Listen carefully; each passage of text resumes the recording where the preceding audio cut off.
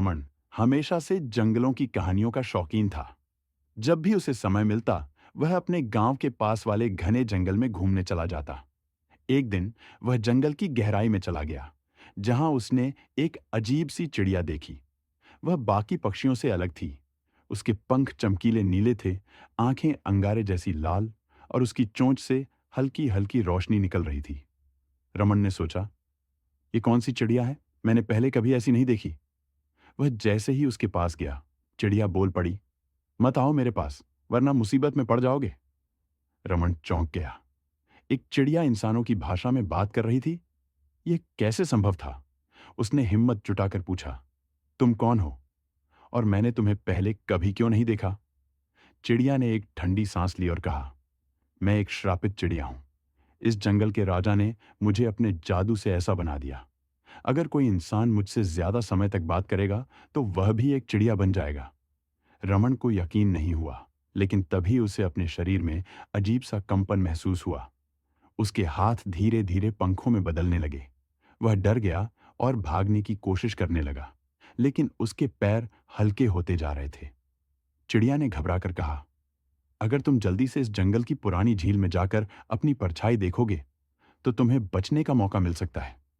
रमन जान बचाने के लिए तेजी से झील की ओर दौड़ा। जैसे ही उसने पानी में अपनी परछाई देखी, उसका शरीर फिर से इंसानी रूप में आने लगा। वह हाँफते हुए वापस मुड़ा, लेकिन वह अजीब चिड़िया अब वहां नहीं थी। जंगल एकदम शांत था, जैसे कुछ हुआ ही न हो। तब से रमन ने कभी उस जंगल में जाने की हिम्मत नहीं की।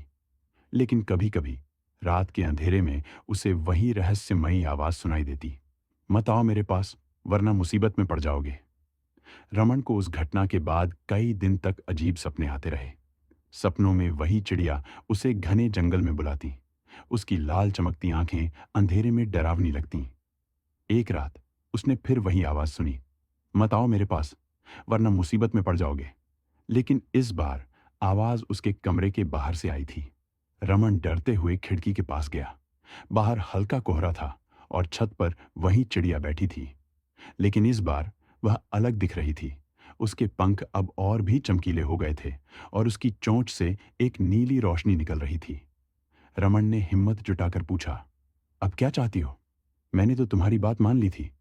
चिड़िया ने जवाब दिया, मुझे इस श्राप से मुक्त करने वाला सिर्फ एक ही इंसान है, और वह तुम हो। रमन के रोंगटे खड़े हो गए। कैसे?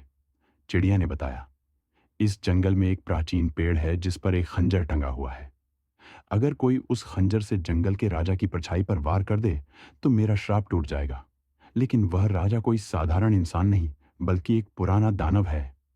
रमन असमंजस में पड़ गया। वह एक आम लड़का था। वह भला किसी दानव से कैसे लड़ सकता था? लेकिन फिर उसे याद आया कि अगर उसने चिड़िया की मदद नहीं की, तो शायद वह खुद भी किसी जाल में फंस सकता है। अगली सुबह वह फिर से जंगल में गया।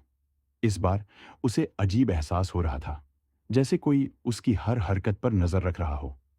जब वह उस प्राचीन पेड़ के पास पहुंचा, तो वहां सच में एक पुराना जंग लगा खंजर लटका हुआ था। जैसे ही उसने उसे हाथ में लिया, पूरा जंगल कांप उठा। तो तुम आ ही गए? यह एक गहरी डरावनी आवाज थी। रमन ने पीछे मुड़कर देखा। एक काला धुंधला आकार धीरे धीरे उसके सामने आकार ले रहा था। उसकी आंखें खून जैसी लाल थीं, और उसके लंबे नाखून चमक रहे थे। मुझे हराने की कोशिश मत करना इंसान। रमन को महसूस हुआ कि उसका शरीर फिर से हल्का होने लगा था, जैसे वह फिर से चिड़िया में बदल रहा हो। क्या वह खंजर से हमला कर पाएगा, या फिर वह भी हमेशा के लिए श्रापित हो जाएगा? रमन की सांसें तेज हो गईं। उसका शरीर हल्का हो रहा था, जैसे वह धीरे धीरे चिड़िया में बदल रहा हो।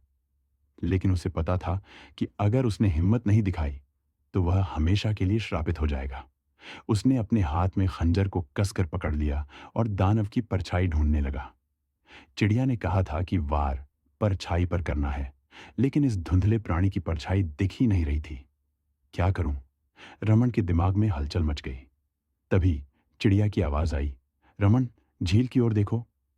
रमन ने जल्दी से झील की ओर देखा और चौंक गया। झील के पानी में दानव की परछाई साफ दिख रही थी। यही मौका है। रमन ने पूरी ताकत से खंजर उठाया और झील की परछाई पर वार कर दिया। जैसे ही खंजर पानी में गिरा, जंगल में भयानक चीख गूंज उठी। दानव दर्द से तड़पने लगा। उसकी धुंधली आकृति काली राख में बदलने लगी। पूरी जमीन हिलने लगी, पेड़ कांपने लगे और आसमान में अजीब सी बिजली कड़कने लगी।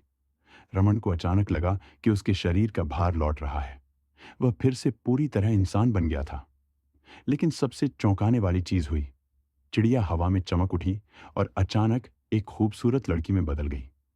लड़की के लंबे काले बाल थे और उसकी आंखें नीले रंग की थीं, बिल्कुल उस चिड़िया जैसी। धन्यवाद रमन, तुमने मुझे श्राप से मुक्त कर दिया, उसने मुस्कुराते हुए कहा। रमन अब भी हैरान था। उसने पूछा, तुम्हें किसने श्राप दिया था? लड़की ने गहरी सांस ली और बोली, वह दानव कभी इस जंगल का राजा हुआ करता था। उसने मुझ पर काला जादू किया और मुझे चिड़िया बना दिया ताकि मैं कभी भी इंसान न बन सकूं। लेकिन तुम्हारी हिम्मत ने मुझे बचा लिया। रमन को समझ नहीं आया कि वह क्या कहे।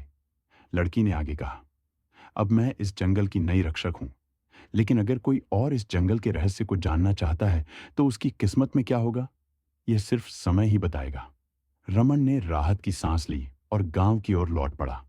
लेकिन उसके मन में एक सवाल हमेशा के लिए रह गया, क्या यह सब सच था या कोई सपना? लेकिन जब उसने अपनी जेब में हाथ डाला तो वहां वहीं चमकता हुआ खंजर पड़ा था। रमन गांव लौट आया, लेकिन उसके दिमाग में अब भी जंगल की घटनाएं घूम रही थीं। वह लड़की कौन थी? क्या दानव सच में खत्म हो गया था? और सबसे जरूरी बात, वह चमकता हुआ खंजर अब भी उसकी जेब में क्यों था? उस रात रमन सोने की कोशिश कर रहा था, लेकिन नींद नहीं आई। तभी खिड़की के बाहर कुछ सरसराहट हुई। उसने उठकर देखा, वही लड़की जो चिड़िया से इंसान बनी थी, अब उसके घर के बाहर खड़ी थी। उसकी आंखें चमक रही थीं और उसके होंठों पर हल्की मुस्कान थी। रमन, यह कहानी अभी खत्म नहीं हुई, उसने धीरे से कहा। रमन चौंक कर बाहर आया। अब क्या हुआ? दानव तो मर गया है ना? लड़की ने सिर हिलाया। दानव का शरीर नष्ट हो गया, लेकिन उसकी आत्मा अब भी जिंदा है और वह तुम्हारे पास आ रही है। रमन का खून जम गया। मेरे पास? क्यों? क्योंकि खंजर अब तुम्हारा है। यह खंजर किसी साधारण इंसान के हाथ में नहीं आ सकता। इसे सिर्फ वही धारण कर सकता है जिसे जंगल ने खुद चुना हो। और अब जंगल ने तुम्हें अपना नया रक्षक बना दिया है। रमन को लगा जैसे उसके पैरों तले जमीन खिसक गई हो।